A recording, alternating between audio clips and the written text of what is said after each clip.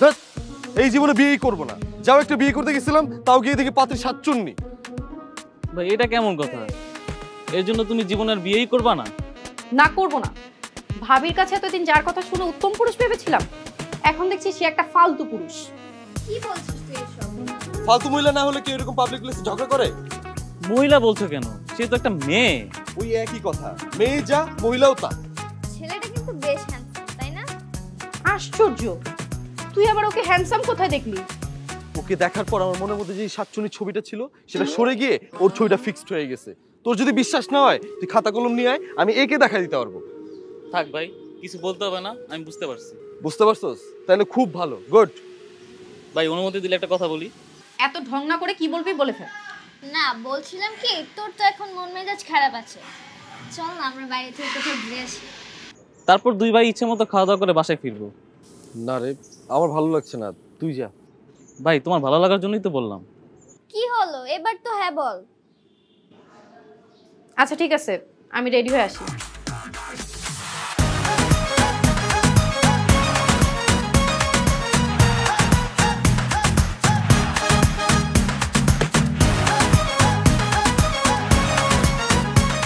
Hello. হ্যাঁ, আমি আর আপু রেস্টুরেন্টে আসতেছি। ওকে, নো প্রবলেম, আমি আর ভাইয়াও আসতেছি। বাই। এই, তুই কার সাথে কথা বললি? ওই আমার এক নতুন ফ্রেন্ড, তুমি চিনবা না। চলো রেডি হও, এখন রেস্টুরেন্টে যাবো। রেস্টুরেন্ট? না না, আমি রেস্টুরেন্টে আরে ভাই চলো তো। আরে চলো ভাই, চলো। যাবো না। আরে চলো। কি যে করিস না তুই।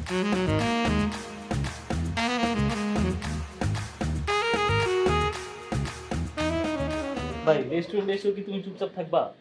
তাহলে আমি কি করব? ছোট বাচ্চাদের মতো রেস্টুরেন্টে এসে আমি চিল্লাচিল্লি করব? সেটা বলি নাই, তবে সেটা কিছু বলা লাগবে না তোমার। কি খাবার খাওয়াবো আমাকে অর্ডার করো। ভাই 5টা মিনিট ওয়েট করো, আমার ফ্রেন্ডটা আসুক, তারপর অর্ডার দেই। তোমার ফ্রেন্ড আসবে এখানে? জি ভাই। 5 মিনিট? ঠিক আছে।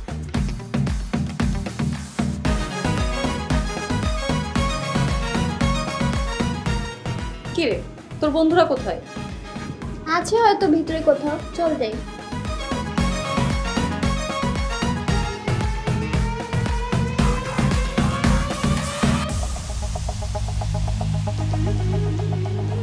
এই বুঝি তোর বন্ধু? তুই জেনে শুনে এখানে নিয়ে এসেছিস? আমার যে কি করতে মন চাইতেছে না এখন তোরে। আমার ইচ্ছা করতেছে তোকে থাপ্পড়ায় দাঁতগুলো ফলাই দিই। ওই তুই জানিস না এরকম সাতচুনি মার্কা মানুষ আমি আমার পছন্দ করি না? তুইও জানিস না এরকম ইফতেজার আর বাজে মানুষকে আমারও পছন্দ না। এদেরকে তো জেলে দাও। এসব মানুষ কি? ও আচ্ছা, এসব মানুষ না তো সাতচুন্নি। এসব সাতচুন্নি গুলারে চিড়িয়াখানার মধ্যে ঢুকায় রাখা উচিত। মুখ সামলে কথা বলতে বলো ওদেরকে। এই তুই ওনাদের বল মুখ সামনে কথা বলতে, নইলে কিন্তু। নইলে কি? জিজ্ঞেস কর তো কি করবে? আমি এখান থেকে চলে যাবো। এরকম অসভ্য মানুষের সাথে আমি থাকবো নাকি? আমি এরকম অসভ্য বাজে মানুষের সামনে দাঁড়িয়ে থাকতে চাই না। দাঁড়িয়ে থাকতে বলেছে কে? ওই যে গেট খোলা আছে, যান চলে যান। যান। ছি।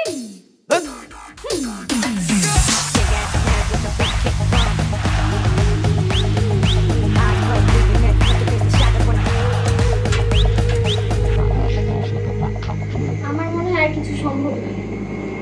হাল ছেড়ো না বন্ধু, কণ্ঠ ছাড়ো চলে। এই তুই বসে আছিস কেন? চল। এই তুই না বলেছিস, হ্যাঁ বাইরে চল। রাজ্য। জি ভাইয়া বলো। আচ্ছা, তুই কি ইফটিজার? ছি ছি ভাইয়া, আমি ইফটিজার হতে যাব কেন? তুমি তোমার ছোট ভাইকে চেনো না? না তা চিনি, কিন্তু সারা যে বললো তুই ইফটিজার, এটা নিশ্চয়ই ঠিক বলেনি। এই কথাটা ওই শাকচুন্নিকে কে বুঝাবে ভাইয়া? তুমি বলো। আমি বোঝাবো। তুমি বুঝাবে কেন ভাইয়া? কারণ আমার ভাইটি যে ইফটিজার না, এটা ওকে ভালোভাবে বোঝাতে হবে। কিন্তু কিন্তু কিন্তু তুই যে ওকে শাকচুন্নি বলেছিস, এটা কি ঠিক বলেছিস? দেখ, তুই যেমন ইফটিজার না এটা সত্য, তেমনি সারাও শাকচুন্নি না এটা সত্য।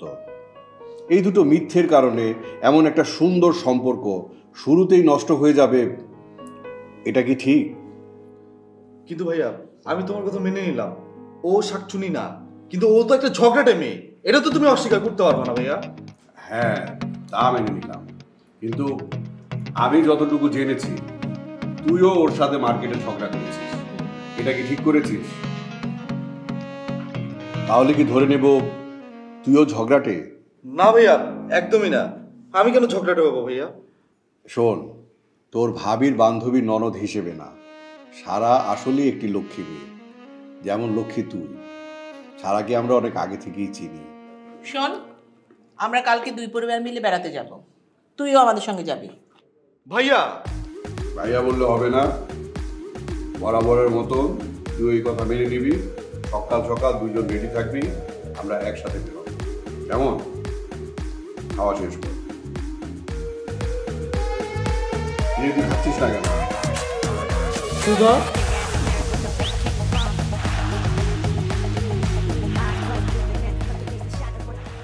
আচ্ছা, এই আমরা এই যে দুই ফ্যামিলি মিলে এখানে পিকনিকে আসলাম, একসাথে গল্প করছি, কিন্তু রাজ্য কোথায়? ওকে দেখছি না যে।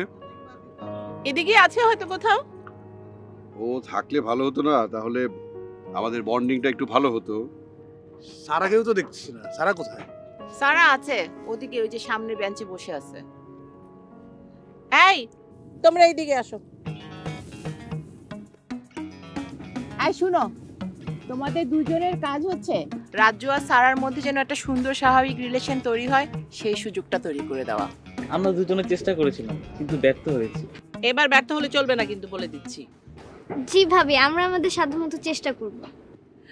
ভালো কথা। রিমা, কফির ব্যবস্থা রেখেছো? রাজ ভাই, নো টেনশন, সব ব্যবস্থা আছে। আচ্ছা, এক কাজ করলে ভালো হয় না, ওদেরকেও আমাদের এখানে ডাকি, একটু কফি খেয়ে যাক। তাই না, ওরা ওদের মতো থাকুক, ঝামেলা করবে না কিন্তু। আচ্ছা, আমরা বরং ওদেরকে কি দেখে আসি ও কি করছে। শুধু দেখলেই হবে না, কার্যকর ভূমিকাও রাখতে হবে কিন্তু, বলে দিচ্ছি। সেটা নিয়ে ভাবতে হবে না ভাবি, ব্যাপারটা আমরা দেখতেছি। এই যারা একটু চলুন তো আমার সাথে। ঠিক আছে, চলুন। ধন্যবাদ অনেক। কি খবর সবুজ সাহেব, কি ভাবছেন? ভাবছি আমরা যে উদ্দেশ্যে আসলাম সেটা সফল হবে তো? হতেই হবে, ওদের দুজনের বিয়ের ব্যবস্থা করতেই হবে।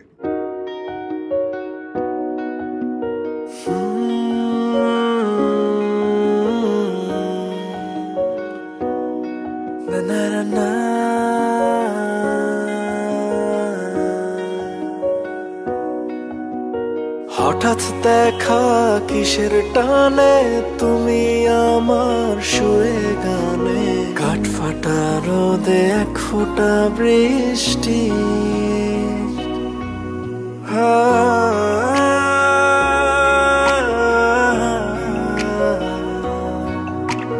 হঠাৎ দেখা কিসের টানে, তুমি আমার সুরে গানে, কাঠ ফাটা রোদে এক ফোঁটা বৃষ্টি। খুঁজি তোমায় কারণে বারে বারে।